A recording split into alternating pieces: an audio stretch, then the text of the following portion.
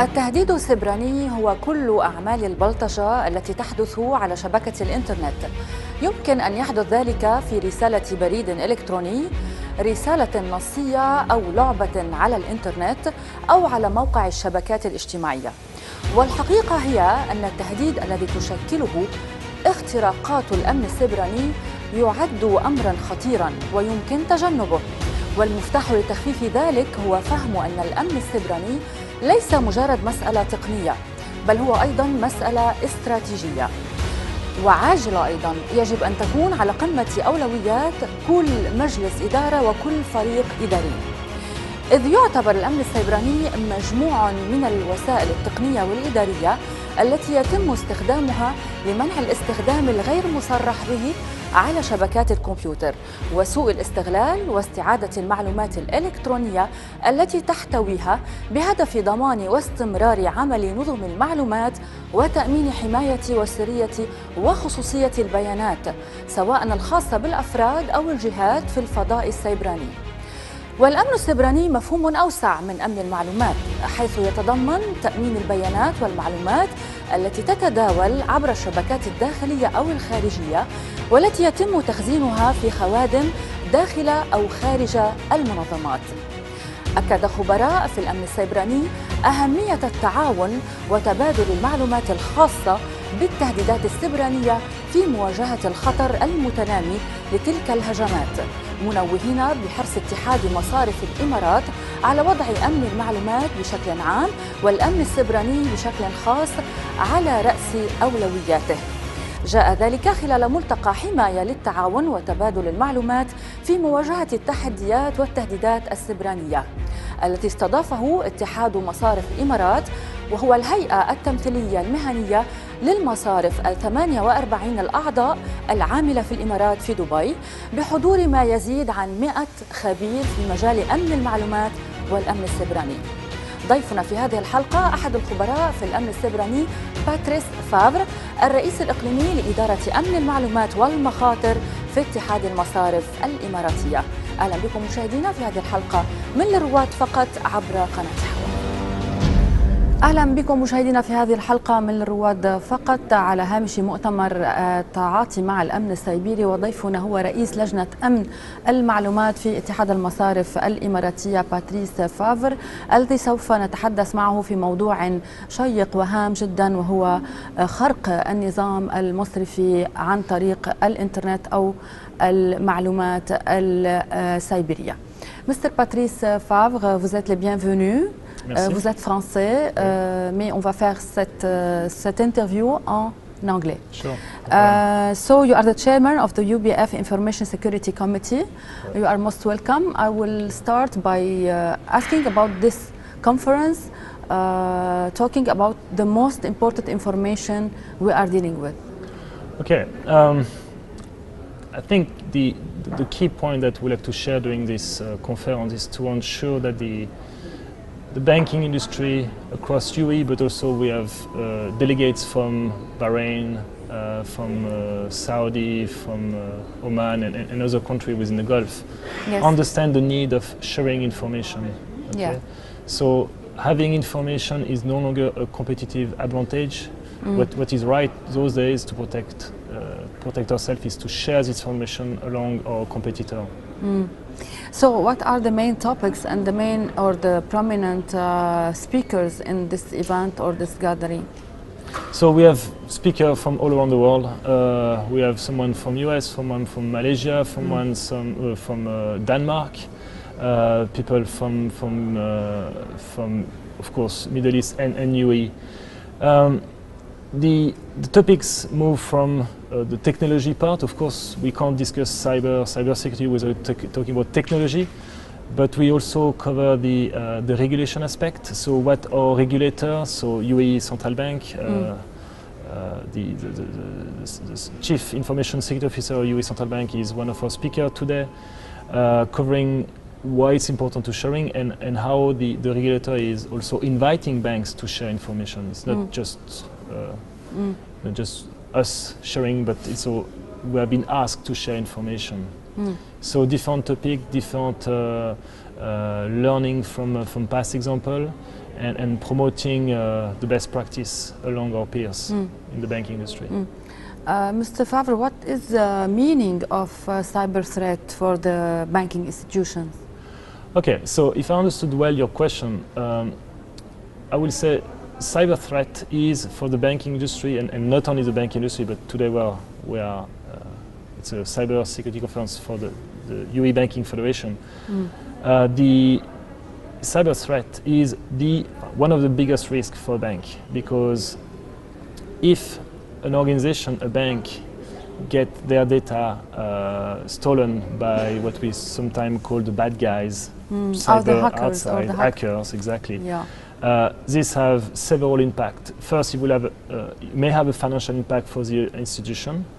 It may have and will have a reputational impact for the entity, for the corporate, and it will have, of course, a business impact or personal impact for the customer. So we try to do the right thing in order to protect our data, to protect our customer, to protect the reputation of the bank, and also indirectly the reputation of the country. How we can avoid such a threat or such hackers, and are they professional or only amateurs? Okay, I think there is a mix of both. The image of the hacker doing his stuff on the garage, I think it's over now. More and more there are professional person. We also know that sometimes they are sponsored by state. There is few countries which... Can you name some of these countries? I would prefer not sharing any names, but I think we all know this country. There is already a lot of coverage within the press talking about some nation state who try to store information for some... to use it in politics sometimes? No. It can be. I'm maybe not the right person to answer this question, but there is some noise about what's happened in a recent election or to use it in the war of information in general. Yeah. Information is power. So when you get the data, you are in better shape to drive some strategy or to drive some action. So going back to your question on how we can protect ourselves against a cyber attack. For me, basically, and for the, I personally believe that an organization will never be 100% protected. Okay, I don't think this is possible. Or the ultimate way will be to turn off internet and to ask customer to come in a branch, and there is no online banking and so on. But this will be back to the old days, which guess what? It's very slow, maybe, and difficult to deal with. It's not what we want now. Everybody will have to use mobile, pay online, quick, and fast, and here we go. So I understand that this is the world that we are living, but this brings new risk, and one of these risks is cyber threat, cyber attack. So we can't protect 100% organization. What we can do, and where a bank needs to be good, is to identify what to protect, what we call the critical asset. I need to protect my key information, okay? Like if I do an analogy within a house, you will protect your safe, okay? You will protect some nice as paint. Simple as is that. Yeah, as simple as that. So you focus on what you need to protect. Second, you need to be able to detect if someone does something wrong, if someone try to get access to your data. So you should have some warning telling you something is going wrong. It depends on the system they are using. Yes, depending on the system that they use, the technique. It also depends on the monitoring tools that we have within a bank to identify if someone tried to get in. So identify asset, detect if we are under attack. And then it's about protecting the bank with the right response. And if there is an incident, the ability to recover to this incident. So there's many past incidents where some company has been breached, okay, data has been leaked. Yes. Some close the shop as a result of that, and some become stronger after this. So there's several examples maybe we can discuss later. What are what is the main advantage of the UAE platform in the exchange system here? So I think the main advantage is first is to change a culture, invite the banking industry to share information. So now there is no excuse anymore to do not share information because we have a platform. Okay. What kind of information? So, is there specific information it must be shared? Yes. So of course it should be related to cyber security. So we share what we call IOC, so it's indicator of compromise. It's a bit technical. So it's basically if someone somewhere get to know that a hacker tried to get access to a firewall, okay, to go through a firewall, to get access to a database. So this person will use an IP address. Like when you browse internet at home, your computer have an IP address. This is your signature. This is identity. Your identity, your electronic identity.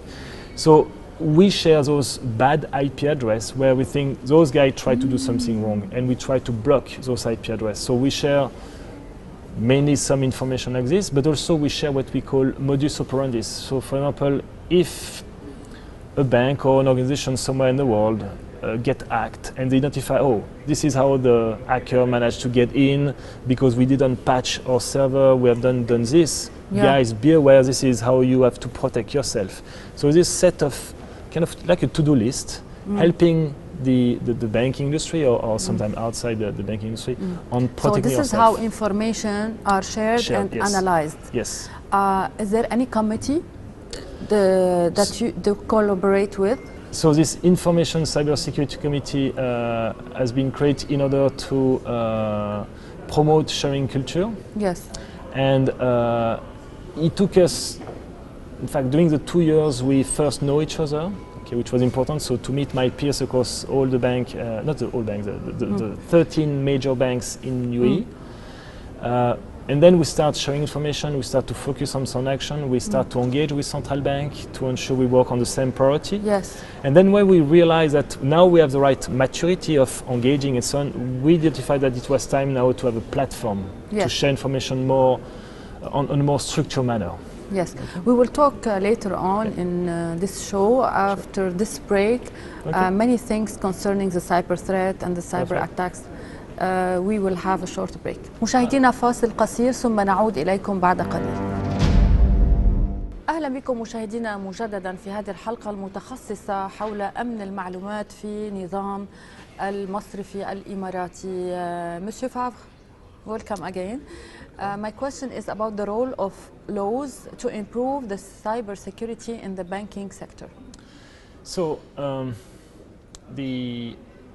bank in UAE is regulated by the UAE Central Bank, and if you are physically in DIFC, you are also regulated by the DFSA. Those institutions set some guideline and fix some, as you said, some rules that we need to follow. One of the basic rules is when a breach happens, we must report the incident to the central bank. So this is something, there is no space for discussion. When something happens, we need to report to central bank. Yes. I need to work with them in order to manage the incident. But if I go back a couple steps before, in fact, the UAE Central Bank asked banks in UAE to comply to something called the NILESAT, National Electronic Security Authority. Yes. The NILESAT creates a framework of 698 controls that banks have to comply with. As you can imagine, 698, it's a lot, okay? It's a framework, okay? It's helped us to ensure banks focus on key aspects. It's not telling us too much about how we need to fix that, but they are guiding us on things that we need to consider. For example, a bank needs to have a password policy. They're not saying that which password we need to use or the complexity of the password, but they need to ensure that banks have proper password policy with proper rotation, recertification, and so on and so on. So we have we receive guidance from central bank, yes, but there is always space for interpretation, and this is where it can be dangerous because there is some banks who would like to be very let's say effective on protecting the data and spend a lot of time, energy and money to meet those controls. And maybe there is some other banks where they still need to mature and this can bring some opportunity for the hackers to use some vulnerabilities. So everybody have to enhance the game to meet those standards. Yes, these standards are very well known in UAE, but meanwhile we want to know the real meaning of the fraud, the cyber fraud, or the يعني how it can be done. So basically how especially digital fraud. Yeah, digital fraud. So digital fraud is a fraud using a digital channel. Okay, it can be ATM, it can be transfer from a bank account, and so on and so on. At the end of the day, all these hackers, what they will have to do is they will have to take advantage of the information that they will steal from a bank. So it's only about a war of information, not about, in the simple way, stealing money. Yeah, it's not always stealing money as directly as you can think. Yes, if someone get access to the banking system, for some personalities. Yeah, so there is some attack where we've seen in the past around the world where people transfer some money using, for example, SWIFT. Okay, there is some recent SWIFT code. SWIFT, the SWIFT incident in the Central Bank of Bangladesh is a recent incident where they stole lots of money. So hackers managed to get into the system, understand how things are working, and made some fraudulent transfer, some fake transfer, or transfer some cash to the wrong account.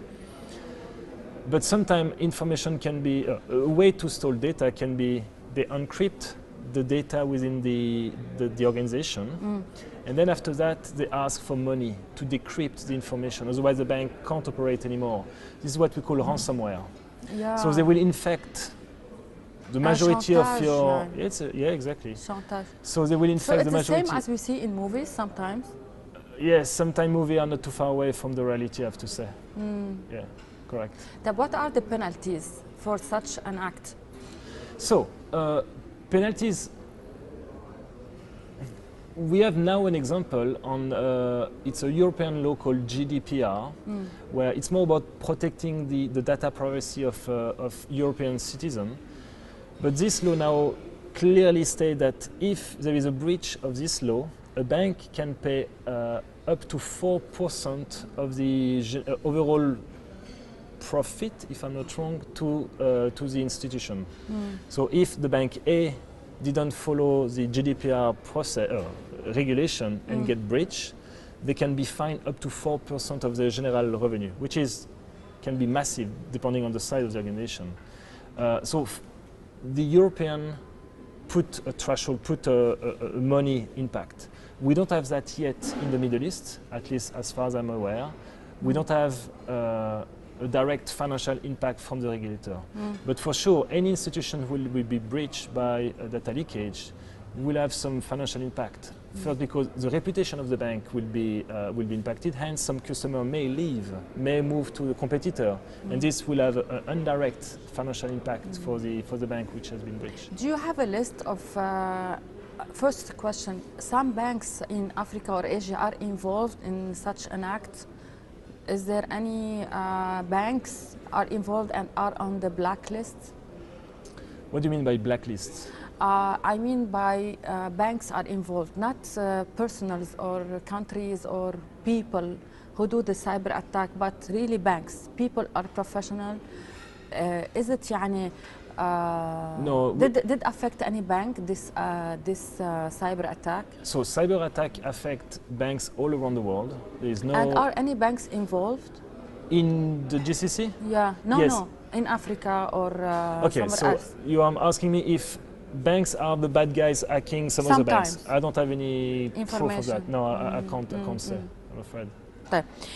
We're gonna talk about what said Abdelaziz Al Ghourer about he's the head of the Union of UAE Banks, of course. He said that there are resignations in the banking sector by 8% in preparation for the digital transformation. What do you think about this transformation? Okay, so basically what I believe is artificial intelligence and all the fintech and blockchain technology will change the nature of the job within the banking industry. Yes. I don't know if this will remove job for existing employees or it will create more in the future. Where I'm sure it will just change the nature of the people that we need and the skills that we need within an organization in order to run the business in the future.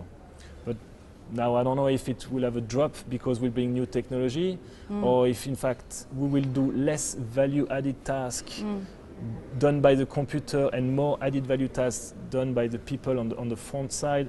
I don't know that. So what do you think we have to deal with techniques such artificial intelligence and banking technologies? So I think new technology bring new risk to the bank. Okay, so internet bring fantastic opportunity for the customer. You don't have to go to a branch anymore.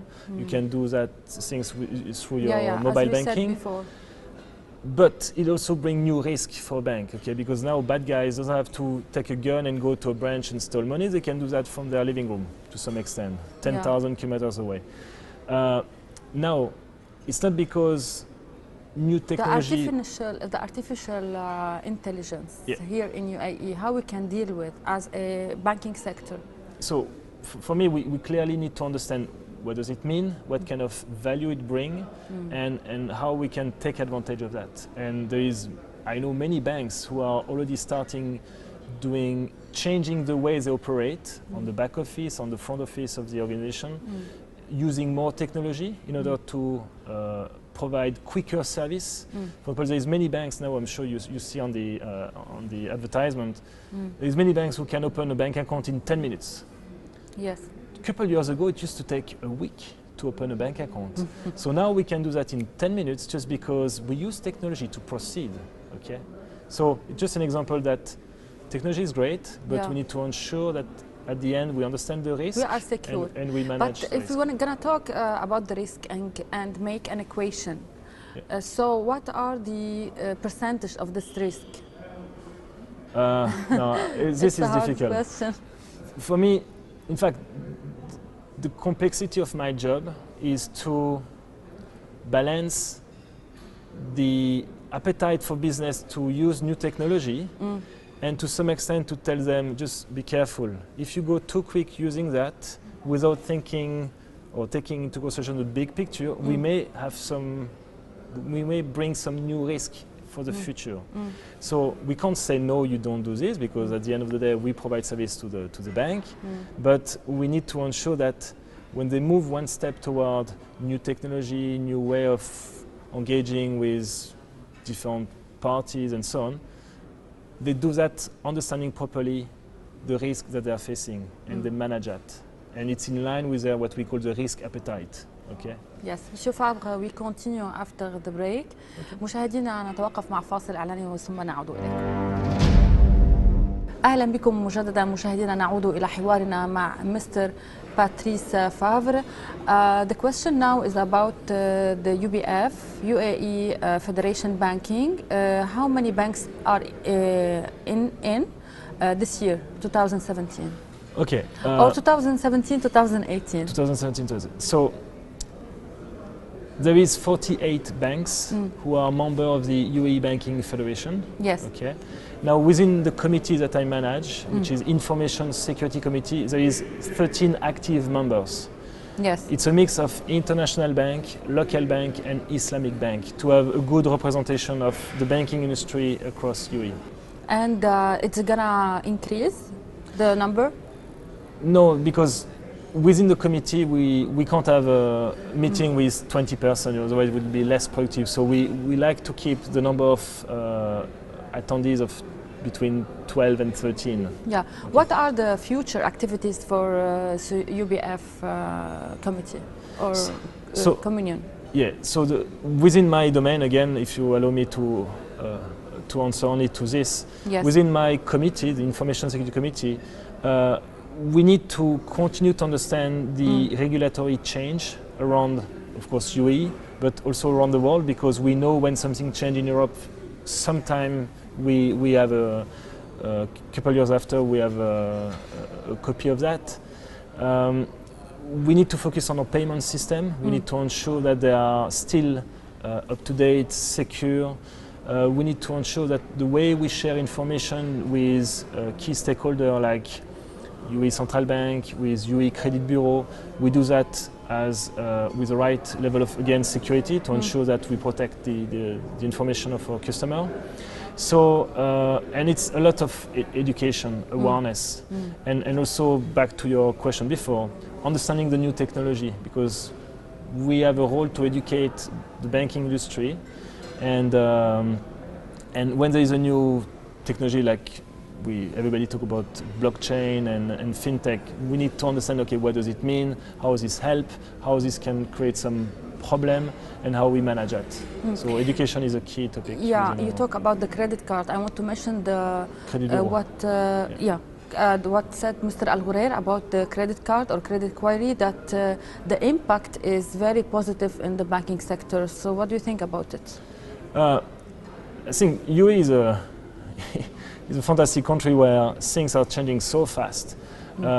I had a meeting, in fact, yesterday with His Excellency Mr. Al Ghurair, where he shared a number. I was amazed. He shared that in UAE there is 41 billion of check proceed every year, which is massive. So we still proceed checks, but there is a lot of usage of credit card, debit card. In fact, if I'm not wrong, Dubai have a target in 2021 to be cashless. That means you and I, living in UAE, will not use any more notes. So we will pay by Apple Pay or the equivalent within Android phone. We will use debit card, credit card, just to buy a simple. Maybe in cheap price. I think there was maybe taxis, maybe anything for. I will end my interview with you talking about something very new. It's fashion, maybe, and people don't know about it. It's the Bitcoin. Yes. Can you explain how we deal with it? And now we see the currency is very high to dollar. Maybe, can you talk about this? Yeah, Bitcoin is an interesting topic where, in fact, nobody took this very seriously a few years ago, where a Bitcoin used to cost $1, $5, $10, and now suddenly a Bitcoin costs $15,000, if I'm not wrong. One Bitcoin. Yeah, one Bitcoin. So my regret is I didn't buy some Bitcoin long time ago. So this is my personal regret. Now I'm not the right person to tell you if in the future this will become an official currency, bank will start to trade with that. I have no idea. My only thing is how it starts. What are the starting of this dealing? I can't answer this question. What I can tell you is, going back to the main topic, which is cyber threat, cyber risk. When a bank is under attack and there is a ransomware, as I explained to you before, in fact, more or less all the time they ask the bank or any organization attacked by the hackers to pay on Bitcoin, because the advantage for the hacker to ask an organization to pay on Bitcoin is because it's extremely difficult to trace where the money moved, who is using that, and so on and so on. If I transfer to your bank account $100,000, someone somewhere will know that Patrice transfer this amount to you. If you move to the Bitcoin, it's more gray, it's less traceable, as I said, hence it's make the life of the hacker easier to hide behind the system. So it can be involved in blanchissement somehow? It can. Again, I don't think I'm an expert to answer this question, but it has been used for some bad reason in the past. Monsieur Patrice Fafr, I thank you a lot. You are the chairman of UBF Information Security Committee. You are most welcome. Thank you for this interview in Pioneers Only on حواس TV.